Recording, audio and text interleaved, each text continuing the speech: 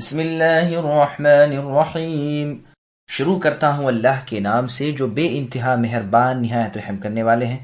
والعادیات ضبحا فالموریات قدحا فالمغیرات صبحا فأثرن به نقعا فوسطن به جمعا إن الإنسان لربه لكنود وإنه على ذلك لشهيد وَإِنَّهُ لِحُبِّ الْخَيْرِ لَشَدِيدٌ أَفَلَا يَعْلَمُ إِذَا بُعْثِرَ مَا فِي الْقُبُورِ وَحُصِّلَ مَا فِي الصُّدُورِ إِنَّ رَبَّهُمْ بِهِمْ يَوْمَئِذٍ لَخَبِيرٌ۔ ہانپتے ہوئے دوڑنے والے گھوڑوں کی قسم، پھر ٹاپ مار کر آگ جھاڑنے والوں کی، پھر صبح کے وقت دھاوا بولنے والوں کی، پس اس وقت غبار اڑاتے ہیں، پھر فوجوں کے درمیان گھس جاتے ہیں۔ یقیناً انسان اپنے رب کا بڑا ناشکرا ہے، اور یقیناً وہ خود بھی اس سے باخبر ہے۔ یہ مال کی محبت میں بھی بڑا سخت ہے۔ کیا اسے وہ وقت معلوم نہیں جب قبروں کے مردے اٹھا کھڑے کر دیے جائیں گے اور سینوں کی پوشیدہ باتیں ظاہر کر دی جائیں گی؟ بے شک ان کے رب اس دن ان کے حال سے پورے باخبر ہوں گے۔ سامعین، اب ان آیتوں کی تفسیر سماعت کیجیے۔ مجاہدین کے گھوڑوں کی فضیلت۔ مجاہدین کے گھوڑے جبکہ اللہ کی راہ کے لیے ہانپتے اور ہنہناتے ہوئے دوڑتے ہیں، ان کی اللہ تبارک و تعالی قسم کھاتے ہیں۔ پھر اس تیزی میں دوڑتے ہوئے پتھروں کے ساتھ ان کے نعل کا ٹکرانا اور اس رگڑ سے آگ کی چنگاریاں اڑنا، پھر صبح کے وقت دشمن پر ان کا چھاپا مارنا اور دشمنان رب تعالی کو تہ و بالا کر دینا۔ رسول اللہ صلی اللہ علیہ وسلم کی یہی عادت مبارکہ تھی کہ دشمن کی کسی بستی پر آپ جاتے تو وہاں رات کو ٹھہر کر کان لگا کر سنتے۔ اگر اذان کی آواز آ گئی تو آپ رک جاتے، نہ آتی تو لشکر کو حکم دیتے کہ ان پر حملہ کر دو۔ یہ روایت مسلم میں ہے۔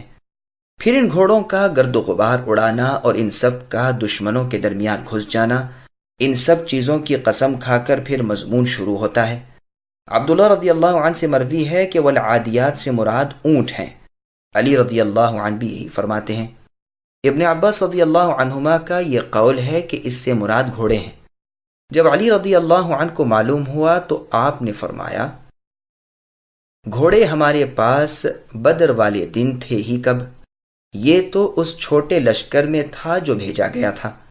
عبداللہ بن عباس رضی اللہ عنہما ایک مرتبہ حتیم میں بیٹھے ہوئے تھے کہ ایک شخص نے آ کر اس آیت کی تفسیر پوچھی تو آپ نے فرمایا، اس سے مراد مجاہدین کے گھوڑے ہیں جو بوقت جہاد دشمنوں پر دھاوا بولتے ہیں۔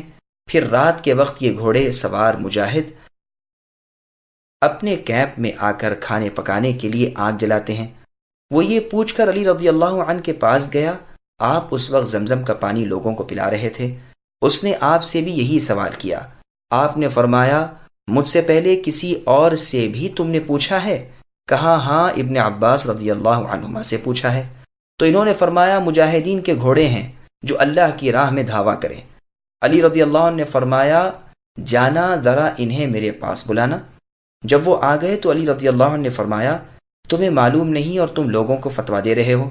اللہ کی قسم، پہلا غزوہ اسلام میں بدر کا ہوا، اس لڑائی میں ہمارے ساتھ صرف 2 گھوڑے تھے، ایک زبیر رضی اللہ عنہ کا، دوسرا مقداد رضی اللہ عنہ کا۔ تو عادیات یا ضبحا یہ کیسے ہو سکتے ہیں؟ اس سے مراد تو عرفات سے مزدلفہ کی طرف جانے والے اور پھر مزدلفہ سے مینا کی طرف جانے والے ہیں۔ عبداللہ رضی اللہ عنہ فرماتے ہیں، یہ سن کر میں نے اپنے اگلے قول سے رجوع کر لیا اور علی رضی اللہ عنہ نے جو فرمایا تھا وہی کہنے لگا۔ مزدلفہ میں پہنچ کر حاجی بھی اپنی ہنڈیاں روٹی کے لیے آگ سلگاتے ہیں۔ غرض علی رضی اللہ عنہ کا فرمان یہ ہوا کہ اس سے مراد اونٹ ہیں، اور یہی قول ایک جماعت کا ہے جن میں ابراہیم، عبید بن عمیر وغیرہ ہیں، اور ابن عباس رضی اللہ عنہما سے گھوڑے مروی ہیں۔ صبح کے وقت حملہ کرنے والے گھوڑوں کا ذکر۔ مجاہد، عکرمہ، عطا، قتادہ، ضحاک رحمہم اللہ بھی یہی کہتے ہیں، اور امام ابن جریر رحمہ اللہ بھی اسی کو پسند فرماتے ہیں۔ بلکہ ابن عباس رضی اللہ عنہما اور عطا رحمہ اللہ سے مروی ہے کہ ضبح یعنی ہانپنا کسی جانور کے لیے نہیں ہوتا سوائے گھوڑے اور کتے کے۔ ابن عباس رضی اللہ عنہما فرماتے ہیں کہ ان کے منہ سے ہانپتے ہوئے جو آواز اح اح نکلتی ہے یہی ضبح ہے۔ اور دوسرے جملے کے ایک تو معنی یہ کیے گئے ہیں کہ ان گھوڑوں کی ٹاپوں کا پتھر سے ٹکرا کر آگ پیدا کرنا، اور دوسرے معنی یہ بھی کیے گئے ہیں کہ ان کے سواروں کا لڑائی کی آگ کو بھڑکانا، اور یہ بھی کہا گیا ہے کہ لڑائی میں مکر و دھوکہ کرنا، اور یہ بھی مروی ہے کہ راتوں کو اپنی قیام گاہ پہنچ کر آگ روشن کرنا، اور مزدلفہ میں حاجیوں کا بعد از مغرب پہنچ کر آگ جلانا۔ امام ابن جریر رحمۃ اللہ علیہ فرماتے ہیں، میرے نزدیک سب سے زیادہ ٹھیک قول یہی ہے کہ گھوڑوں کی ٹاپوں اور سموں کا پتھر سے رگڑا کھا کر آگ پیدا کرنا، پھر صبح کے وقت مجاہدین کا دشمنوں پر اچانک ٹوٹ پڑنا، اور جن صاحبان نے ان سے مراد اونٹ لیے ہیں وہ فرماتے ہیں کہ اس سے مراد مزدلفہ سے مینا کی طرف صبح کو جانا ہے۔ پھر یہ سب کہتے ہیں کہ پھر ان کا جس مکان میں یہ اترے ہیں، خواہ جہاد میں ہو یا حج میں، غبار اڑانا، پھر ان مجاہدین کا کفار کی فوجوں میں درانہ گھس جانا اور چیرتے پھاڑتے مارتے پچھاڑتے ان کے بیچ لشکر میں پہنچ جانا، اور یہ بھی مراد ہو سکتی ہے کہ سب جمع ہو کر اس جگہ درمیان میں آ جاتے ہیں، تو اس صورت میں جمع حال مؤکد ہونے کی وجہ سے منصوب ہوگا۔ ان قسموں کے بعد اب وہ مضمون بیان ہو رہا ہے جس پر قسمیں کھائی گئی تھیں کہ انسان اپنے رب کی نعمتوں کا قدردان نہیں، اگر کوئی دکھ درد کسی وقت آ گیا ہے تو وہ بخوبی یاد ہے، لیکن اللہ تبارک و تعالیٰ کی ہزارہا نعمتیں جو ہیں سب کو بھلائے ہوئے ہے۔ پھر آگے اللہ نے فرمایا، اللہ تعالیٰ اس پر شاہد یعنی گواہ ہیں، اور یہ بھی ہو سکتا ہے کہ یہ انسان خود اس بات پر اپنا گواہ آپ ہے۔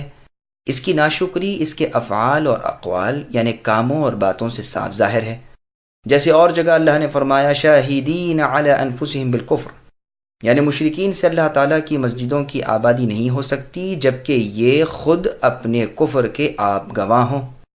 پھر فرمایا یہ مال کی چاہت میں بڑا سخت ہے، یعنی اسے مال کی بے حد محبت ہے، اور یہ بھی مانے ہیں کہ اس کی محبت میں پھنس کر ہماری راہ میں دینے سے جی چراتا ہے، اور بخل یعنی کنجوشی کرتا ہے۔